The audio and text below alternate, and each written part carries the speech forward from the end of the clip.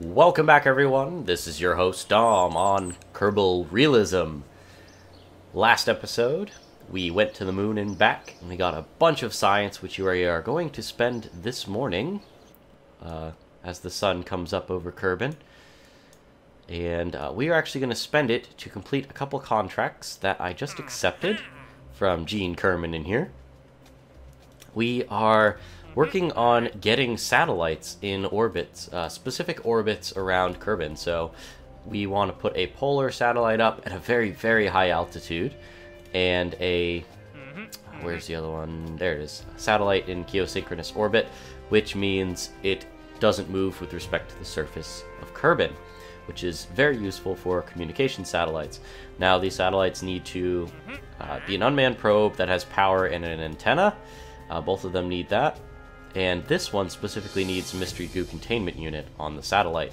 So I am going to close out of this. We're going to work on those satellites between this episode and maybe the next one, where I might do a episode 6.5 or something like that, getting the next one up.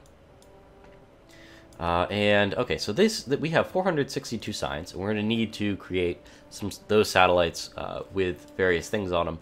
I'm going to want to add more than just those antennas on for my use. So we're going to be making monies from the contracts, but we're also going to be either gaining science or scanning the surface along those lines with whatever we send up. Now, there's a couple of nodes that I need to unlock before we send it up, mostly the ones that have the radiators. I don't think we actually have another radiator yet. Reason why we need radiators is because solar panels produce heat, and your probe core will basically malfunction if it gets overheated, and we can't have that on a space probe out in the middle of nowhere. So we need the radiators to get rid of the heat. I don't think we actually have any that are already unlocked, but anyways. So that's going to be one of the nodes we're going to get. We're going to get this radiator over here. And we are going to get the Octo Core, which is my favorite. Also, we're going to get the RCS stuff, the basic RCS stuff. More RCS stuff up here. The fuel lines, which are one of my favorite things to unlock. And the, what is this? The carbonite detection array. Apparently is one of the things we want to get as well, or well, I want to get as well. It also comes with a couple of RCS thrusters, etc.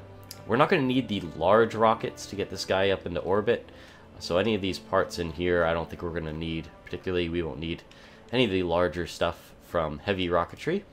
So we're going to go ahead and get this node. Well, actually, that'll be our optional node first, because I don't particularly need the fuel lines for this mission. We will get this node, which has RCS in it. Ooh, I love seeing what's the next unlocked stuff. We are going to get, where is it? This one, because it has all of the solar panels, the extendable solar panels, the big batteries, and the radiator in it. That's our next thing. Boop. Cool. I just like looking.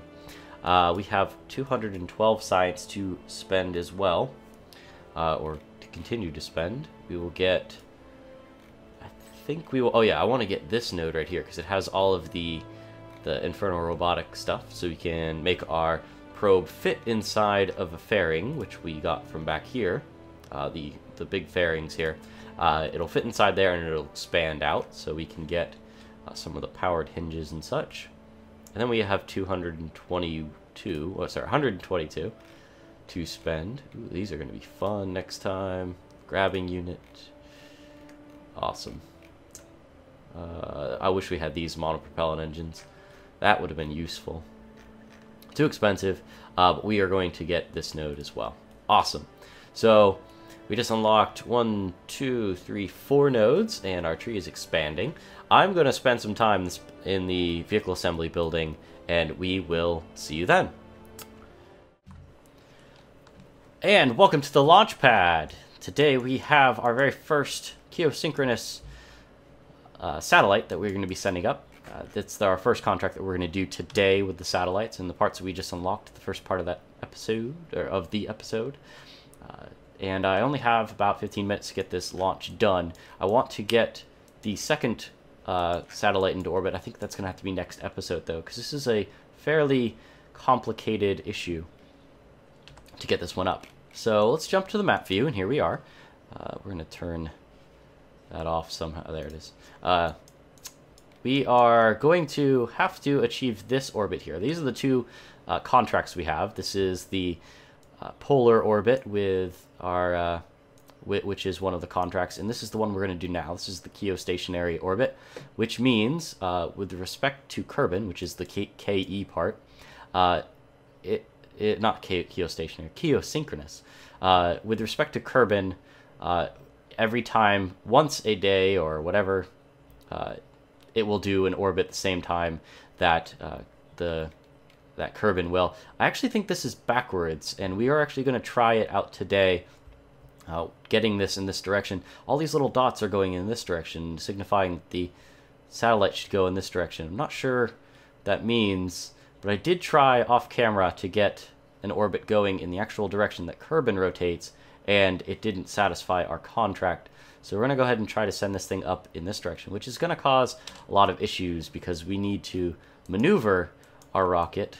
The only way to do that is if we have a direct line of sight with Kerbal Space Center. So it's going to be an issue getting this thing with maneuver nodes set up and executions and such. Bring up our engineer again. Flight engineer. So we're going to go ahead and tilt this thing over just a little bit. This is actually against, this little slight tilt is against the actual movement we are trying to achieve out in orbit. But we will just reverse our rotation when we get into orbit. The only reason I'm going in this direction is just so when we get to our apoapsis in this preliminary burn, we will still have line of sight to Kerbal Space Center, which is going to be an issue the whole time. Like I said, is just keeping the line of sight with our antennas. While we're doing this, I'll jump in here and take a look at the satellite. There it is, and click on that. We're going to set our target for that to Kerbin, just so it's always focusing at Kerbin. Oop. Turn up our engine, get rid of that stage. There's no parachutes on that stage. I don't really care. They're not really worth very much. We'll get the notification in a second. There it is. Our first stage was destroyed, and it was worth 1,200 and 1,200. So yeah, that's not very much money at all. Monies. We're going to deactivate one of the antennas. I always put one on there just for symmetry, like if there's two. These little antennas that are right here are actually communicating to Kerbal Space Center right now, and the antenna that we configured that's inside of the fairing is for once we leave the atmosphere here, we're going to jettison this fairing nose here, the fairing here, and then we'll extend our solar panels and activate our antenna. And we're just about to leave. Go. Fairing's gone. We're going to extend our, there we go, our photovoltaic cells. And we're going to activate our antenna. So that means we have an antenna facing Kerbin. It doesn't actually need to physically be facing Kerbin. And so that allows us to have connection to Kerbal Space Center there, to mission control. And we need to bring our apoapsis height up now to about 2.9 million meters, which is 2,900 kilometers. That's about good. That's perfectly fine with me. And once we reach our apoapse here, we need to actually reverse our direction. So to go with these little dot things here. And I'm not sure if this is going to work, but we'll have to see. If if it doesn't, then we'll just redo it. Who cares? Like I said, I did it before in the other direction, actually following the rotation of Kerbin, and it didn't satisfy the parameters, and I was basically right on these numbers for these periaps and apoapse, and at the right inclination, so we'll have to see. Let's go ahead and time warp up to our apoapsis here, and get ourselves situated. So this is 90 degrees is up here, it means 180 is over here. For pitch, let's go to that. and it will always point in that direction. This is going to pull our orbit if we start burning in that direction to go towards in this direction. As of now, we will be rotating from the top in the counterclockwise direction. We want to be going in the clockwise direction according to those little bubbles. So let's go ahead and time warp up to that point. You have to use the flight. You don't have to use the flight computer. It helps a lot with getting up to our specific heights here. Oh, whoa, we're already past our point. Oops, I don't think it'll matter too much. Yeah, it helps with get you doing maneuvers with any craft, really. And we barely are even getting connection to Kerbal Space Center right now, so this is a big risky move here. We're going to run out of fuel here. Let's get our camera situated at the correct position. Stage, and we will move on to this stage here. This should be able to get our periaps a little bit higher, at least within the parameters that we need. Our apoaps is just going to grow. But our periaps will get... that's a decent number. Oops. I didn't have this up, so I couldn't cancel our movement. Oopsie. And what we're going to have to do is at this point here... no, actually, sorry. We're gonna change our course at this point here. We are going to try to get our inclination correct, so we're going to try to program this guy in now. And we'll do one of these, and hopefully we'll be able to pull this in like this and pull our apoaps in a little bit. There we go. It's just about perfect if I see it correctly. It's hard to manage this. That looks just about right. We can mess with the inclination on a secondary burn if we need to. We'll do that. Our periaps would be good. Our apoaps is a little bit too high, but we can manage that. So what we're going to do is point towards the node. And... oops. I put a maneuver on the wrong spot. There we go. And then we will execute our burn, and that will actually add a maneuver at that point. And we won't need to have connection to Kerbin, like we have now, until after, basically it's programmed in the flight computer now, so we won't need to have connection to Kerbin to actually execute that maneuver.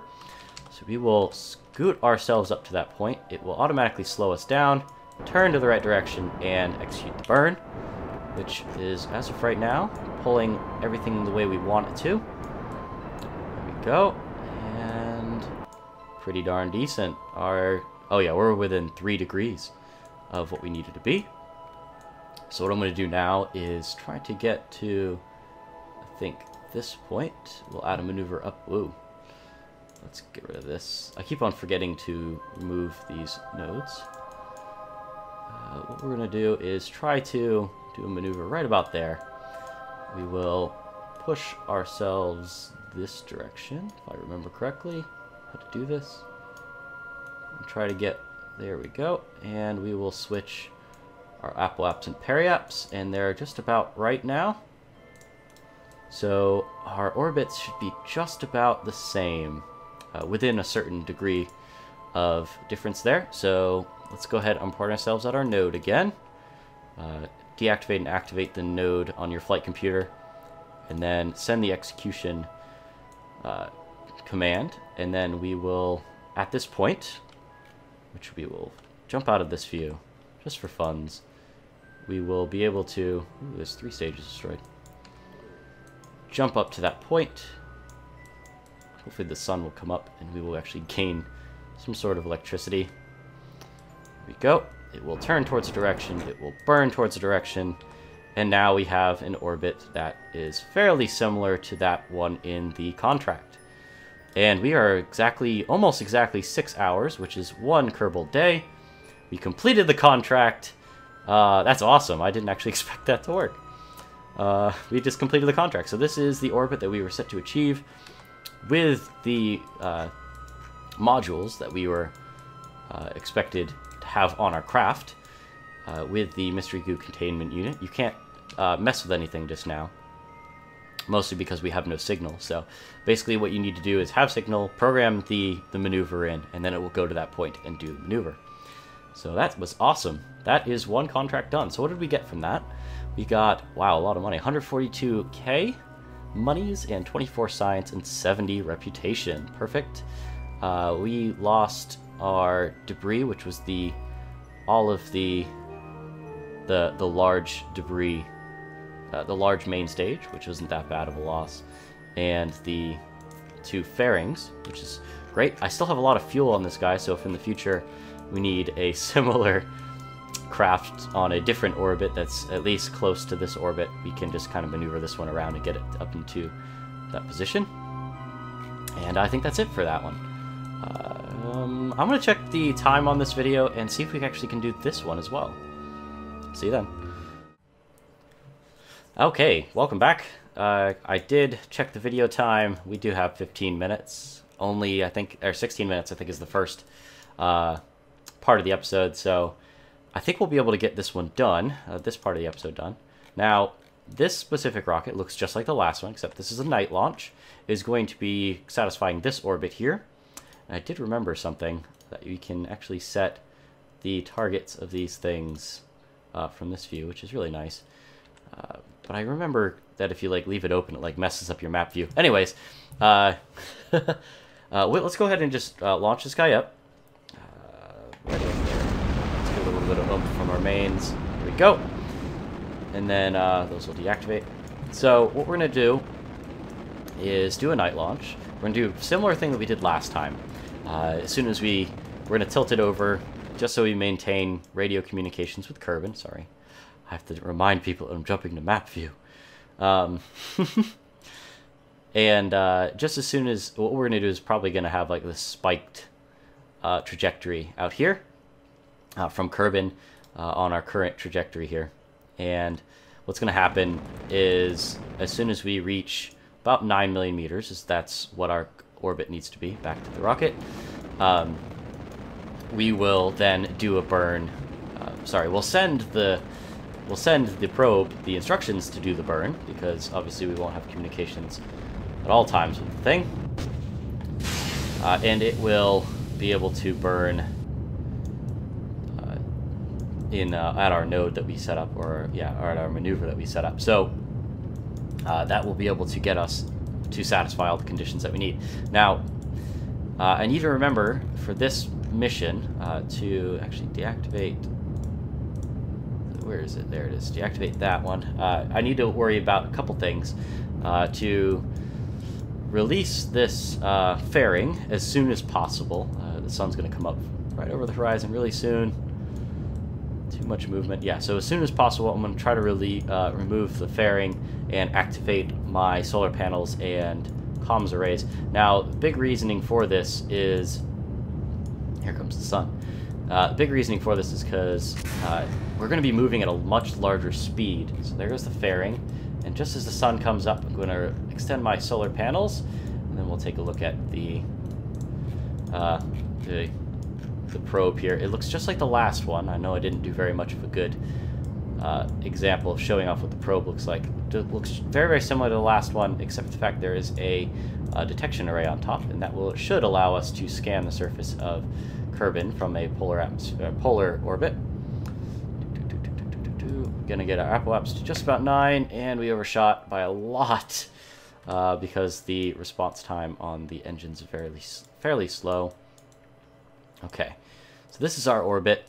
What we need to do is, now that we have communication, we are going to deactivate this one, just so we're not losing too much power for antennas. And we will do a burn when we come back from the orbit. I think it's the best idea. Or not orbit at this point. That didn't look right. Okay.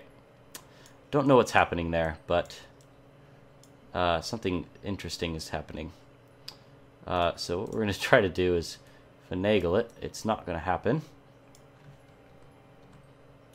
Let's remove that. Okay, so what happens if we place it here? Okay, cool. We'll move it. That is not what I wanted to do. It's not letting me position this correctly, or where I want it to. I guess we're going to have to do it on the ascending. So, when we're here... it's not working. Are we going to be interfering with the moon or something? I have a feeling that that's what's going to happen. Maneuver. Let's go down. Okay. Now that allows us to have a correct orbit that we're looking for. Okay, there we go. That was a little bit too frustrating there. Oh, bother. So we need to go downwards. There we go. And then we want to adjust this. And we guys finagle this back and forth here. Oop. Till we get the desired orbit. Okay, that's just about good. And then we'll tilt it, and then we'll turn this again till we get exactly what we want. And we should be just about good and dandy. That actually looks pretty darn decent. Okay, that's a decent node, and I think that's within a decent tolerance there. We need 787.5 meters per second of delta V. Now, this bottom rocket doesn't have that. So, what we're going to try to do is remove that bottom rocket. And I think the next stage, yes, it has plenty more. It's 1257. And it will do the burn for us. So, let's bring up our flight computer. Let's always point at the node now. We're going to lose our bottom stage and program in the burn. So let's go ahead and use the bottom stage. There we go. We will execute the burn. So in 14 hours, I guess is when this is. 2 days, yep. 14 hours, 10 minutes, we should be at that location. And we should be able to, and it should do it by itself. So, actually, before we do that, I want to see, actually, to display carbonite hotspots. Oh, that's cool. Start resource scan. Let's close the flight computer for a second. I don't know what that did. No idea. No idea what that does. Now, that might be for a map view only thing. We'll see. We'll finagle with that later. We will mess with that stuff in the future. I think it requires lots and lots of power to do that. So I don't think we're going to be able to do that very much. Now, the sun is currently being eclipsed by the moon, so we're not getting any power. As soon as the moon moves out of our way, stinking moon, our electricity will come back. So let's take a look at the time required, and we will just go ahead and jump up to that point. This should be decent enough. It should stop us, slow us down, and burn for us at our time. And there it goes. It's doing it for us. I love this. This is such a great piece of machinery here. So we'll burn that, and it should be all oriented, and it should be burning. Awesome. Electricity should be good. Excellent. And there goes our orbit. Just about there. And cool. Good. Now let's take a look at our contract. Reach the desired orbit around Kerbin. Cool. Now, we don't have connection to Kerbin right now to do any maneuver planning. So, what I'm going to do is I'm going to go ahead and actually set up our maneuvers to kind of work here. Ascending node 1.7 degrees. I don't know when to do that maneuver.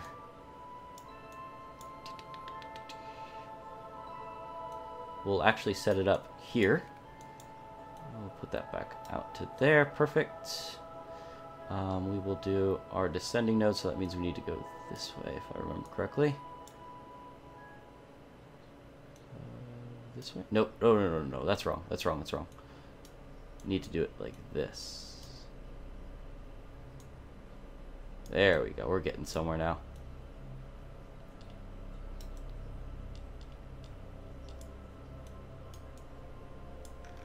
So we're on the same plane as it. A little bit of a maneuver. Boop. That looks just about right. Periaps is just about the right location because it just needs to be there. And then at this point, we will have another burn to bring down our apple apps. Let's see that. Oh no, I wouldn't be able to do it correctly from this point. So what we're going to do is we're going to do something.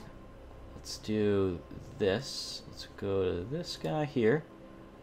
We have to switch to this guy. Oop, and open up the this menu, if I remember correctly. Where is that? It's not working. It's not working. It's not working. Let's switch to him. We are going to lose our node. But we'll redo it. What we're going to try to do is actually relay the signal from Kerbin out to the other craft. So we're going to do active vessel, activate, and then we will jump back into him. Switch to, and we should have signal now. Yes, we do. Cool. So we're actually bouncing signal from Kerbin KSC off of this satellite here to us, and cool, we actually do have our node. So we'll set up, always go to node, and we will execute. So in 7 hours 43 minutes. Okay. Bloop. Excellent. And cool, it did our burn for us. Cool. And then when we get to Periaps, because we are in radio contact right now, bring down our Apple apps just a smidge. Push it around to be within a decent acceptable value. And let's go ahead and execute that. Always at the node, always at the node. There we go. Cool. We'll get to that point in 17 hours. Whoa. And I think that's good. Cool. Let's get prograde set up. And I think we just completed our contract. So that is the orbit that they were looking for. Completed the contract. That was a really touch and go there. No idea what I was doing. Successfully deployed our satellite into polar orbit around Kerbin. We got 90,000 monies for that. We lost the main stage, but that's fine. So basically, on the end of it, we probably gained about 70,000 monies. Now what I want to do is start a resource scan here. And I'm not sure how that's going to work, or how it works, but it looks like we have all these little keythane deposits, which is really cool looking in my opinion. I think it's not keythane, carbonite. I do apologize. Well, anyways, that's it for those two missions. That was fairly difficult to do. Now we also have two probes which out here. I'm going to activate this one. We are going to set that to active vessel for now. And that will be used as another communication satellite if we can possibly ping our signal a few times around to allow for future probes. So that's going to be it for today. Thank you guys for watching, and I will see you next time. Bye-bye.